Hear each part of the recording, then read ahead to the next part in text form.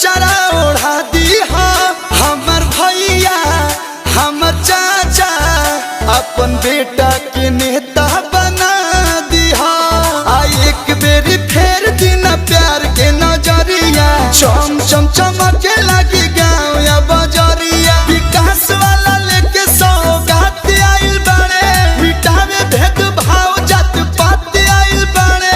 करी जब चाहरा पंदी ही सभे प्यार लड़े खातिर पवन भैया करा काट आइल बड़े होटा मांगे पवन भैया करा काट आइल बड़े होटा मांगे पवन भैया करा काट आइल बड़े पवन भैया जिंदाबाद जिंदाबाद जिंदाबाद कर काट की जनता जिंदाबाद जिंदाबाद जिंदाबाद आपका नेता कैसा हो पवन भैया जैसा हो पवन भैया जिंदाबाद जिंदाबाद जिंदाबाद भाई दिजिताई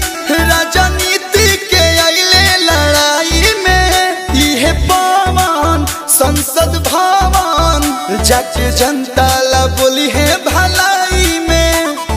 माथ पर लगा के साहबाद वाला माटी असली मरद भोजपुरिया खाटी कहलू संगे स्वर सम्राट आइल बड़े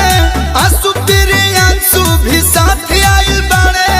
गली जगी चाहरा पंदी ही सभे प्यार लड़े खातिर पवन भैया करा काट आइल बड़े होटा मांगे पवन भैया करा काट आइल बड़े होटा मांगे पवन भैया करा काट आइल बड़े